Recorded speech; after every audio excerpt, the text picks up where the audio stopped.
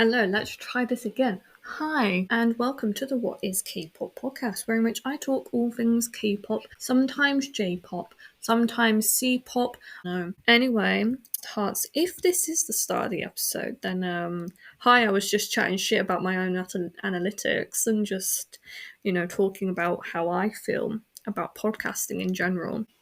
So yeah, Hearts2Hearts, also shortened to H2H. That's a mouthful to say. H. I wonder, can I grab that? Yeah, just 1 second. So it's an 8-member girl group under SM Entertainment, and it has an Indonesian member in it. And I have seen no end of news articles about this girl. And obviously, it's like the first Indonesian artist under SM Entertainment, which I thought was actually so cool. And I was like, oh, we need some better representation in SM Entertainment in terms of other Asian countries. Obviously, we mainly have Korean, I think, Japanese, obviously, with the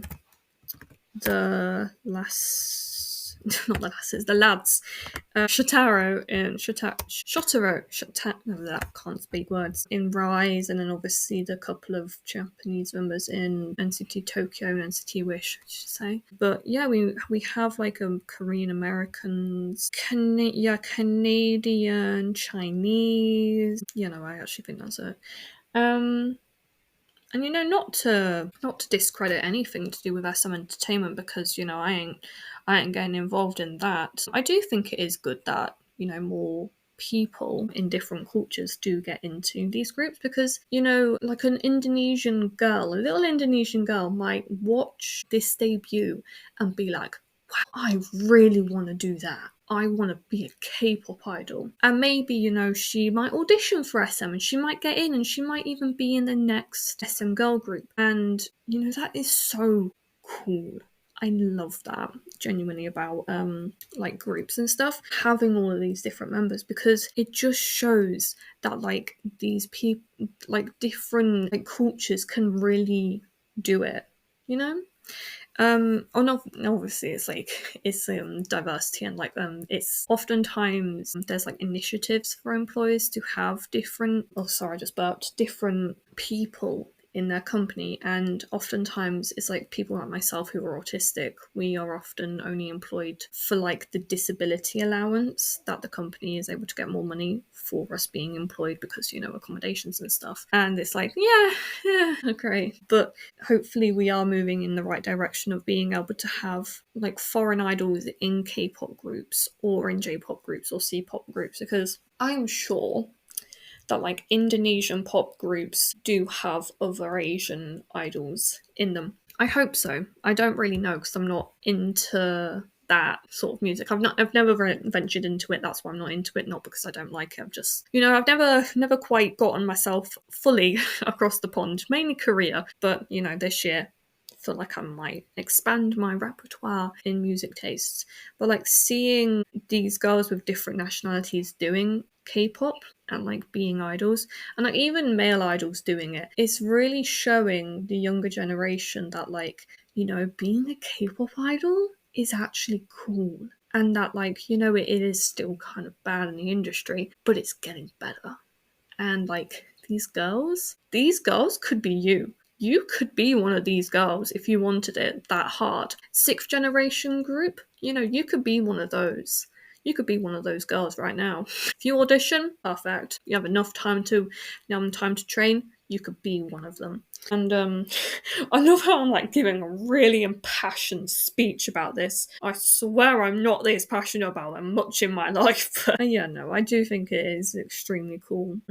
Yes, so Hearts2Hearts, I can't speak sometimes. My mouth just, no. The name means they will connect with global fans through their own mysterious and beautiful music world with various emotions and heartfelt messages, and move forward forward together as a greater us. You know, it's really cringy, extremely cringy, and I will never stop saying it's not cringy because it is. Here we are. Obviously, they don't have an official greeting yet, or fandom name, or official colour. Official colours don't really seem to be a thing anymore, but you know, we'll get to know their fandom name and their greeting and stuff, and I will mention it when in the monthly review, because obviously it will come up, and then once the fandom's released I'll mention it again in the monthly reviews later to come. Oh yeah, by the way, I've nearly gotten to half of the amount of events going on in February. Like, I got 70 events in January and I'm up to like 35 so far in February,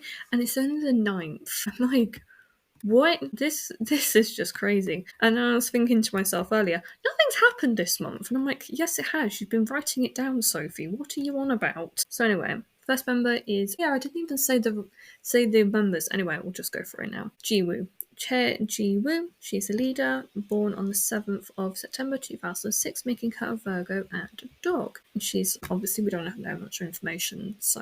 She was born in Seoul. She's a former ballerina, trained for about 6 years, scouted while shopping at a convenience store, joined when she was in the 6th grade, looks like Stacey's Isa and Mx's Bay, prefers tea over coffee, and if she wanted to, she could have a superpower, she would rather have chronokinesis than teleporting. I believe chronokinesis is like, I see, time control. I don't know my superpowers that much, mainly because of the fact I don't really care. Anyway, next member we have is Carmen. Newman Ayu Carmenita, born on the 28th of March 2006, making her an Aries and a dog. I just want to apologise if I don't pronounce these names correctly. It's kind of known that I just don't pronounce things correctly, but I try. She was born in Denpasar in Bali, Indonesia. She's obviously the first idol to debut, trained for roughly 2 years and played the piano. Has an older sister, older brother, and younger brother. Her parents run a multi-arts studio and a restaurant, and she can speak Indonesian, Korean, and English. If she were an animal, she would be a bird, and her favourite colour is blue. Next one we have is Yuha, or Yu Haram. She was born on the 12th of April 2007, making her an Aries and a pig. And she was born in Gangwon, South Korea. She could play the piano, was cast by SM Entertainment staff in front of her school, and trained for about 4 to 5 years. So, like, SM do typically do at least, like, 2 years of training. Someone just out, she debuted in like 11 months, but she's like a standout case in a lot of SM trainees, like Sung Chan from Rise. He actually like trained for like 8 years or something crazy like that. So yeah, SM are known for like getting young kids and training them for a long time, and then they become not so young kids. But we will see. Anyway, Stella Kim Da-hyun, Stella Kim, born on the 18th of June 2007, and making her a Gemini and a pig. She grew up in Canada, attended the Music Doctor Academy in Busan, speak Korean and English, was training for about 2 years, can play guitar, bass and drums, was a part of her school's concert and jazz band, as well as the skiing and snowboarding club, loves desserts, especially cupcakes, cheesecake and tiramisu, enjoys playing cute video games, and her favourite are Minecraft and Animal Crossing New Horizons. I love New Horizons, but the thing is I took my Switch on holiday with us, and then because obviously I had it on the bottom of my bag, I didn't take it out. I kept on like putting things back into the bag, and obviously it would like bash into it. So I don't entirely know what happened, but it is bricked, I think. And I don't have enough confidence to tell my dad that it's like broken beyond repair, and I don't entirely know if he can actually do anything to fix it, because it's like it doesn't even light up when I press any of the buttons, whereas it normally would do. So that's just living on our mantelpiece now, but we don't talk about that. Next one we have is Jun Kim Ji-eun. She was born on the 3rd of December 2008, making her Sagittarius and a rat. She was born in Gyeonggi-do, South Korea, has trained for roughly 4 years. Her nickname is Jam Kurumi. Her favourite colours are navy blue and purple. She likes grapefruit honey black tea. Her essential items are her hat and sunglasses. she has a husky voice. Next member we have is Anna No Yuna. She was born on the 20th of December 2008, making her Sagittarius and a rat. She was born in Gyeonggi-do, South Korea. She trained for roughly 3 to 4 years. She's a fan of the anime series Detective Conan. The meaning of her stage name is I am an A in everything. That's cute. And she's said to resemble Eisner's Bang Ji-min and Triple S's Mayu. I'll have to take their word for it because I'm not being a weirdo and like studying her face with the others. I'm going to take a word for it. The next one we have is Ian Jong Lee-on. She was born on the 9th of October 2009, making her a Libra and an Ox. 16? 15? 15? We're not going to comment on the ages. We're not talking about how young these people are. I've done it enough. She was born in Seoul, South Korea, and she appeared in SM Entertainment's The Future 30th anniversary video. She's said to resemble Karina and Nyon. I can see more Nyon, because I actually do know what those people look like. She's a former child model which trained for roughly 3 to 4 years. God. Oh, I just thought about her. No. Banish. She is a night owl. Her favourite season is autumn, and she's considered to be the mood maker of the group. And last but no means least, we have Yeon Kim Na-yeon, and she was born on the 19th of April 2010. Making her an Aries and a Tiger. And she's trained for roughly 2 years. Joined SM through DM casting when she was in the 6th grade. Has started singing when she was 5 to 6 years old. Her favourite ice cream flavours are cookies and cream, vanilla and green tea. And her stage name is a combination of the characters for talent and accumulation. I think I deserve to talk about how old they are. They're so young, you know? They are just so young. Like, I get that, like, the eldest, or, like, at least, like, yeah, the eldest turns 19 later this year. But the fact of the matter is that your Maknae is, like, 14. She turns 15 later this year. I don't like it. But I like NCT Dream, though, and, it's about the same amount of time. If you could see my face right now, you'd be like, yeah, no, she's got the screwies. It's just that it's so young. But it's not that young in comparison to other groups. But it is. And oh no.